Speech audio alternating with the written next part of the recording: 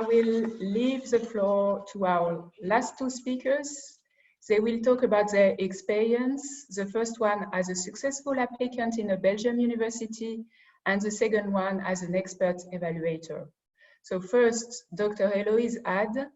After doing a PhD in medieval history and Czech literature in La Sorbonne, Paris, she worked at the CEFRES in Prague, the Humboldt University in Berlin, and the University of Luxembourg.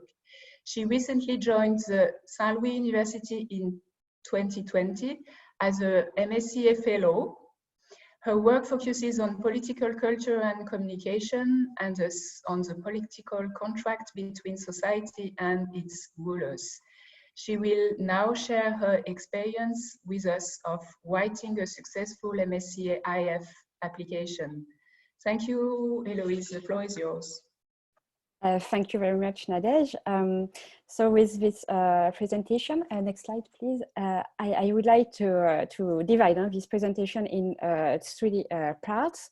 So a short presentation of my profile, then the redaction of the proposal, and then the evaluation. Next slide. So some short presentation of myself. Nadej already introduced you, but so I'm Eloise Adde, a historian specialized in medieval history of Bohemia. I was awarded in 2020 the Marie Curie Individual Fellowship called 2019 for 2 years, and I started to work at Saint Louis University 1st of April. So now I would like to highlight the strengths and the weaknesses of my profile at the moment I decided to apply. Next slide, please. Next slide. So my strengths. I can say that I have a very international career. During my PhD, I was a researcher in Prague, CEFRES, so it is a French Center for Social Sciences. Then I worked at Frankfurt am Main in Germany, at the Goethe University. After obtaining my PhD, I returned as a postdoc to Prague, and then I worked at Humboldt University in Berlin, and till 2019 at the University of Luxembourg. I have a strong CV. I obtained funding for 4 research projects, which I carried out in Prague, Berlin, and Luxembourg. One of these projects was funded with almost 1 million euros by FNR in Luxembourg. So I think it played a big role in my obtaining of this fellowship. And I have a strong track record, more than 60 publications in 4 languages, French, English, German, Czech, a book with monograph with a preface written by a well-known historian, Jacques Le Goff. And I organized more than 10 international conferences. So these are some points which were, very important for this final decision. The weaker aspects, I am an historian, and I was competing in one of the most selective panels due to the fact there is only one panel for all humanities and social sciences, and a greater pressure on these disciplines in academia, as you know. Next slide. In 2019, in order to obtain the fellowship in the panel SOC, the applicants needed a minimum score of 93. Then the second point, I am a medievalist, and I fear that I would be penalized by my interest in subjects whose relevance in today's society is not always easy to prove. And that is a point very important for obtaining the fellowship. Then I defended my PhD a long time ago in 2011, 8 years before the deadline.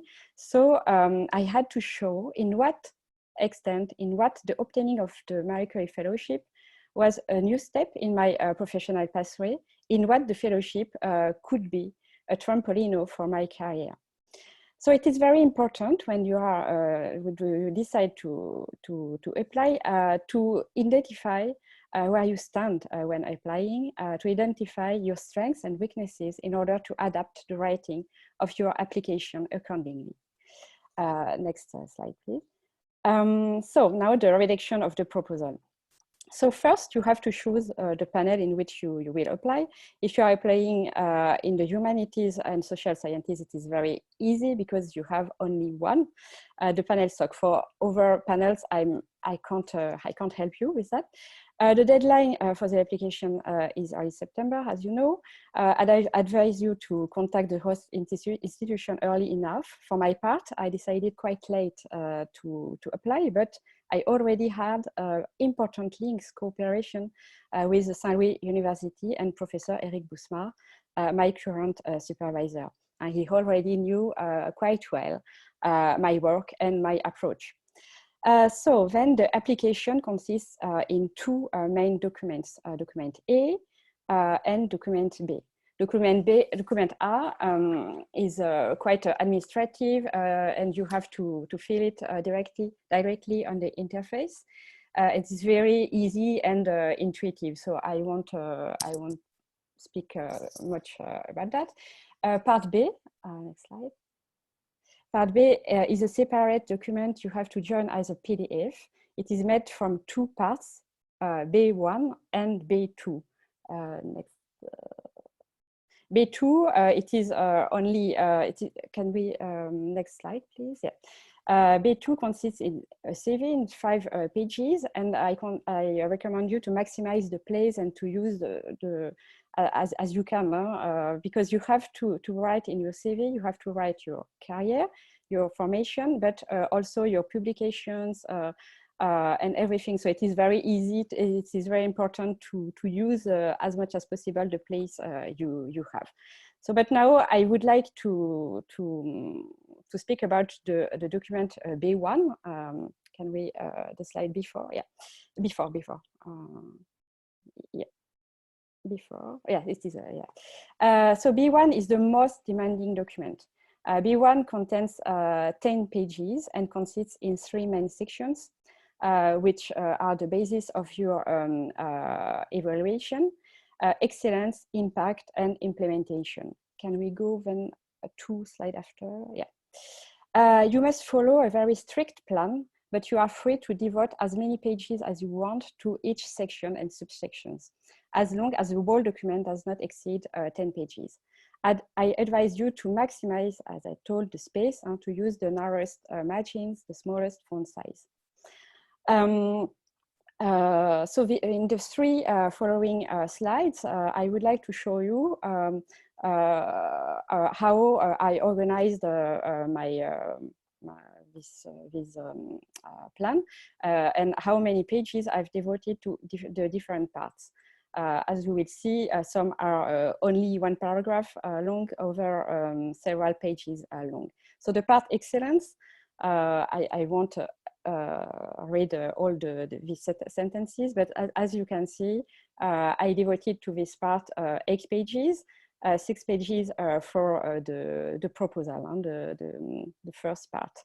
I decided to focus on the scientific description of the research project, to devote as much space as possible to it, almost 6 pages. These 6 pages, at least it is short. I was used to write longer proposals, and for me it was very difficult to find the good balance, and you have to be very synthetic, precise, but you have to be clear. The evaluators have to know what you want to make. You have to clearly identify the problematic of your project. So it is very, very difficult to write everything. So I recommend you to use the most as possible, the most pages as possible for that. The project description takes place in the section excellence, and I devoted 8 pages for the whole section. And this section is very important because it accounts for 50% of the evaluation, and it is therefore crucial to take good care of it. If you lose points here, it's over for you. So then the part impact, next slide. So you can see only 2 pages. And the next slide, the part implementation. I will return on this aspect then. Only 2 pages too. So now I'm going to go through all the points. I'm not going to go through all the points listed here on the slides, but rather to focus and go deeper in the important and or problematic aspects. So excellence, the second part, B1, your scientific project should be really innovative. Innovative for your audience, but also in your own way.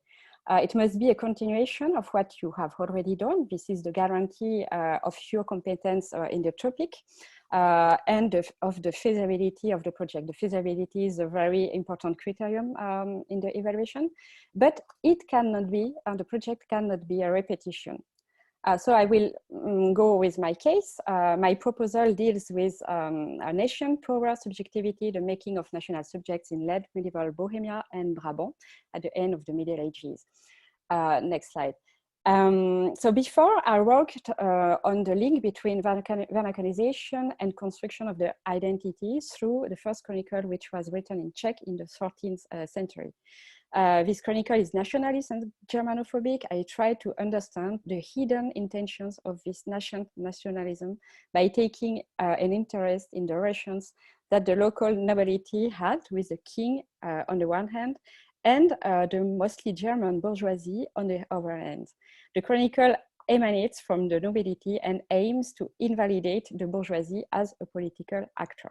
So, as you can see, I have already addressed the questions of nationhood, national identity, and the birth of politics, representation, political communication in the Middle Ages. What is new in my query proposal? First, I propose a theorization and an archaeology of the nation in the Middle Ages. Until now, my work focused on the analysis of cases. Today, I am starting to propose the identification of more general mechanisms beyond the cases. I am working, my intention is to set out to understand what made the creation of a nation necessary at a particular moment in European history and society. Second point, I want to address the issue in an original way on two levels, collective and individual. And this aspect wasn't done. Normally, the works on nation are on the collective aspect. So it is the second point, which is very innovative in my project. Then I propose a comparison between the Kingdom of Bohemia and the Duchy of Brabant. Till now, I was working only on Bohemia and the Holy Empire. And the fourth point, interdisciplinarity. Until now, I use sociology, anthropology, and philosophy a lot in my work, but not so directly. This time, my use will be systematic. I intend to forge categories of analysis from these other disciplines, which is particularly necessary for the individual level of understanding of the nation. But once again, don't look for a multidisciplinary dimension if your topic doesn't tend itself to it. You have to adapt your presentation to the topic of your research. Same with the gender issue. There is a point with gender issue in the description of your proposal.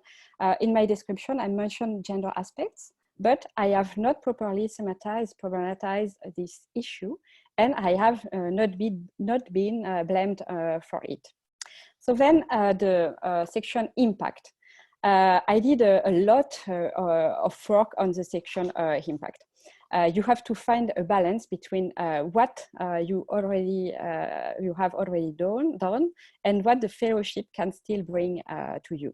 There is no model, so you have to think on the basis of your own situation. My case, I defended my PhD in 2011. I have already managed big projects.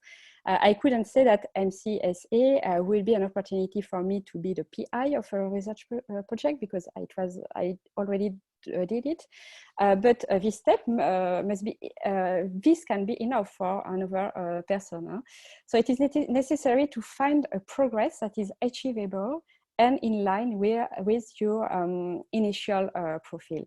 For my personal case, I insisted on my need for a permanent position in academia, and on the asset that the writing of a new book is a big plus that I need in my CV. For instance, it should allow me in France to obtain the HDR, habilitation to conduct researches, supervise PhD, and to apply for professorships. So it is very important to be very concrete, to show that you know academia well, that you know where you stand, what is possible for you, that you have identified the elements that will allow you to move forward. But those elements must be accessible, realistic. Your plan has to be realistic. In this section at impact, there is a point communication and dissemination.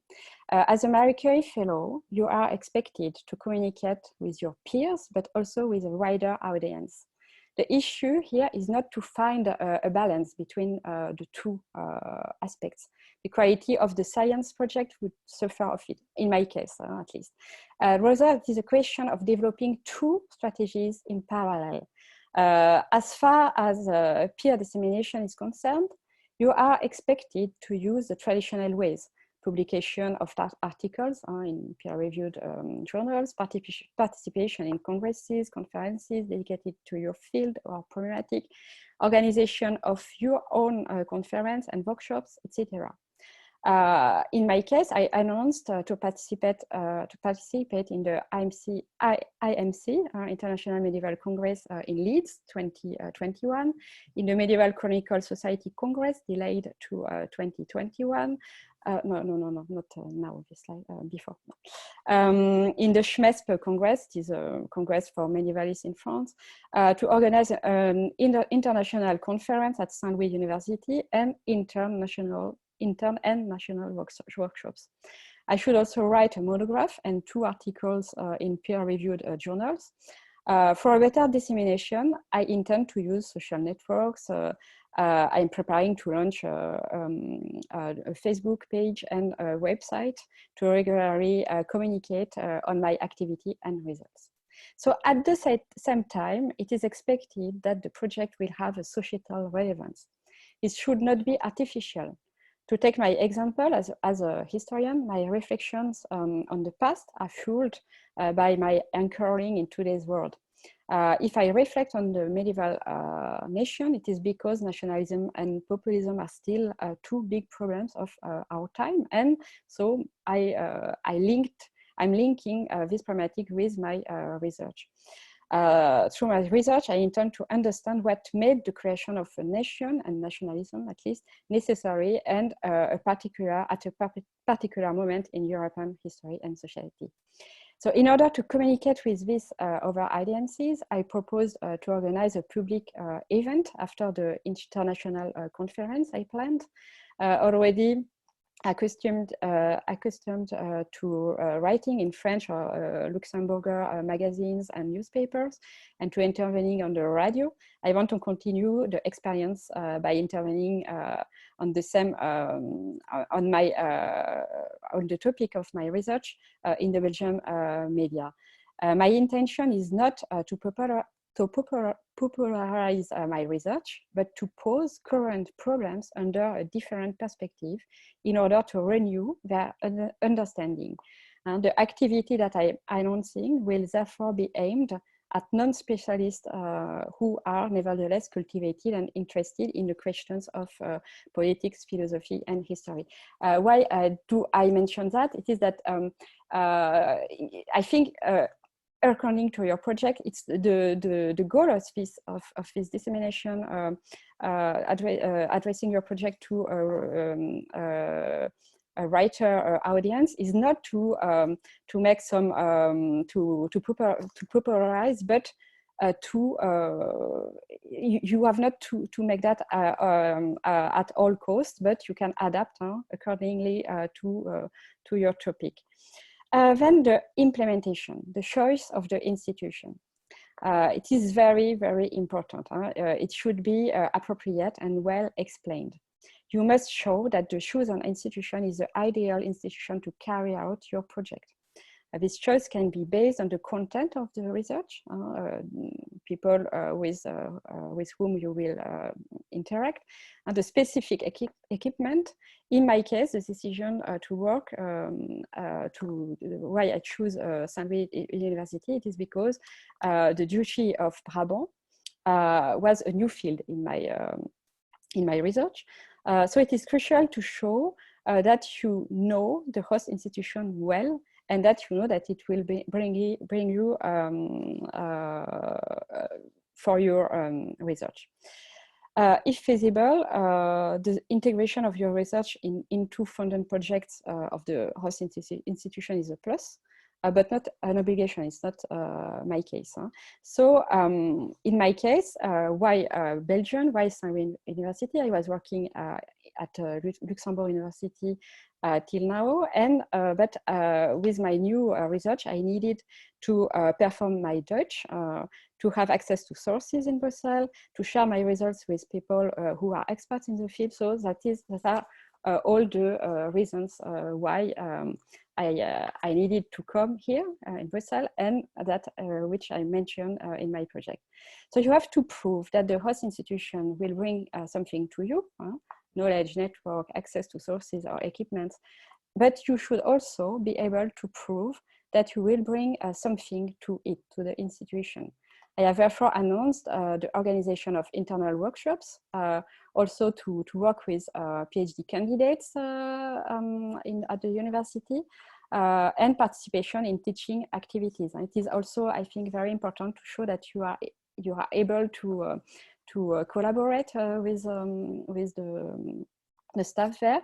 I announced also cooperation in the use of lexicometric program, because I am a specialist in that in my research, and there are some people who are working with this program at Saint-Louis University. So you have to show that there will be some exchange with your new colleagues, and that will bring them something, and they will bring you something too. Then the work plan in this section. In the point 3.1, you have to propose a work plan and place it in the Gantt chart. It is a pretty scary part and may seem pointless. In reality, it allows oneself and the evaluators to check the feasibility of the project and the applicant's ability to carry it out. By identifying several tasks and articulating them with each other, the candidate shows the extent to which he is aware of the work ahead of him. This is ultimately an easy task. At the beginning, I was very scary, and I meant that I'm not able to make that, but at least it was not so terrible. But it requires a high degree of precision and should not be done in haste at the last moment. So you have to determine several work packages.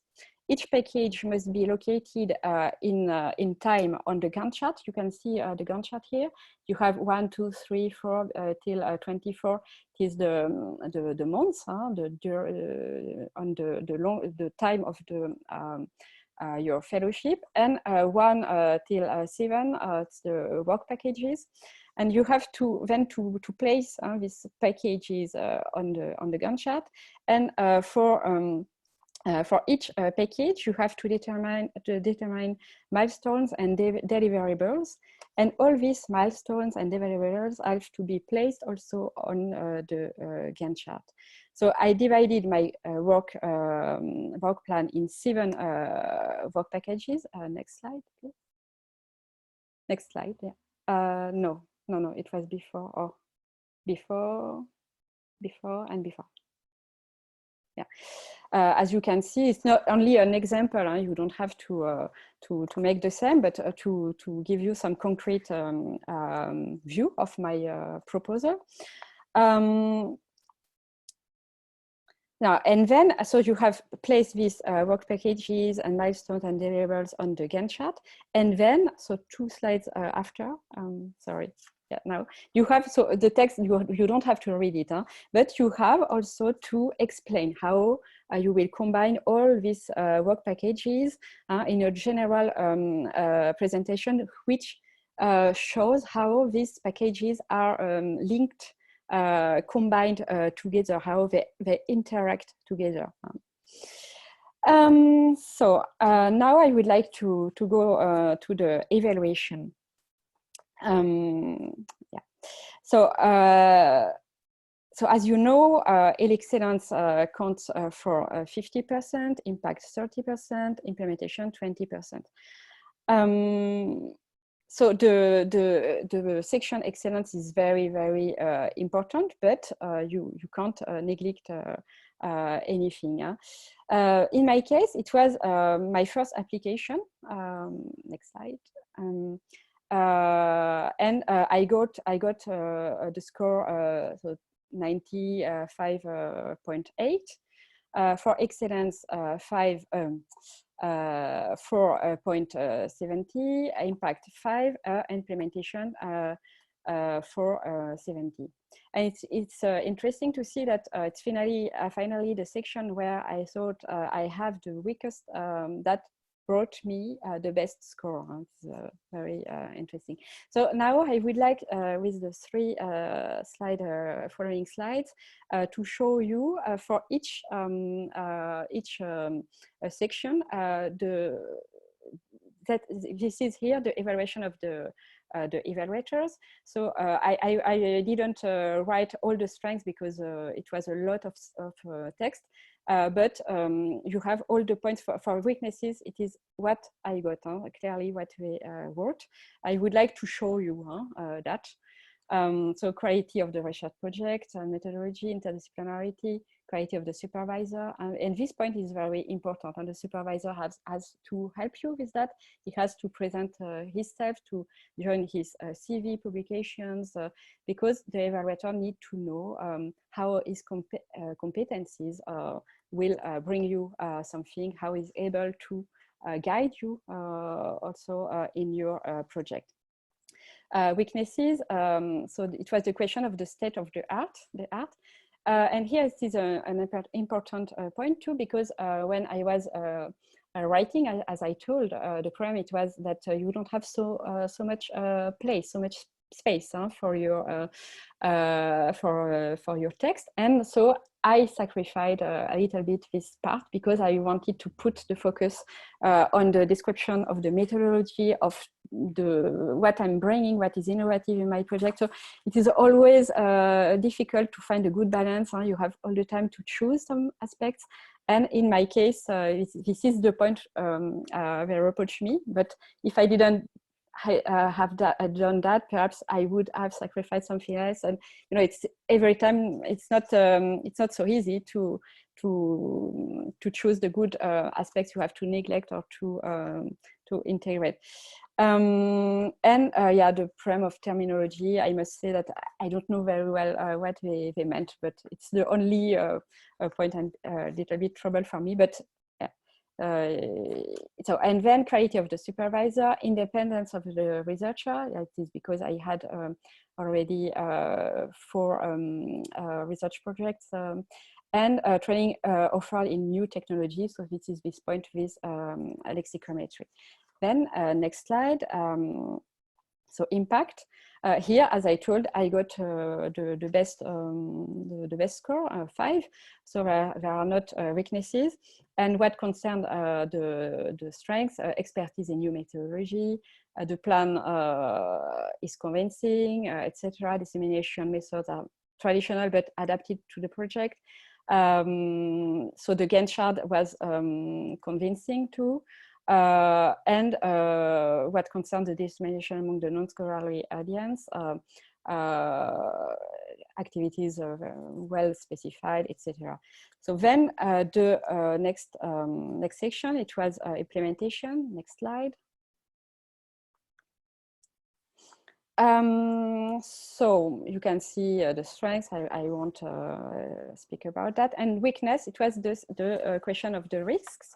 And it is here interesting too, because when you are applying, you think that it's not good to speak a lot about the risk. It was my case. I meant that I have to not to, because I was conscious that some aspects are problematic, but I meant it's not too good. Perhaps it could penalize my project if I speak a lot about that. But at least I could get that it is very important, because your evaluators, they are aware of the risk of your project. They read your proposal, so they know very well what is feasible, what is a little bit problematic. So it's better to be very open and to say, to identify very clearly these risks, and to describe them in order to show that you are able then to confront them and to go forward.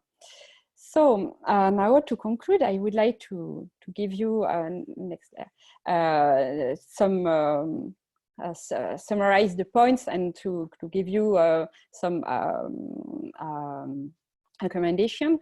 So it is very, very important to read the guide for applicants, as Marianne told you, to read successful project of other persons in your discipline. I've had the files, the documents, the proposals of 4 people, and it helped me a lot, I must say. It reassured me because I saw very different documents. It is very interesting that there is no, all proposals were different. That means that the evaluators are very, very open-minded. They are not waiting for one type of document, one type of proposal. They are able to adapt to the proposal, to the personality, to the approach of the candidate. And for me, it was very important to get that. Then good English is important. So my English now when I'm speaking is not very well, but when I was writing, I care a lot about that. And a native speaker corrected my text, and it's very, very important too. Because the language, it was noticed in the evaluation. They wrote on the language is good. It is important you to be comprehensible. They have to understand very well what you are writing, what you are proposing. And also ask some people to read your proposal to see if it is comprehensible and interesting.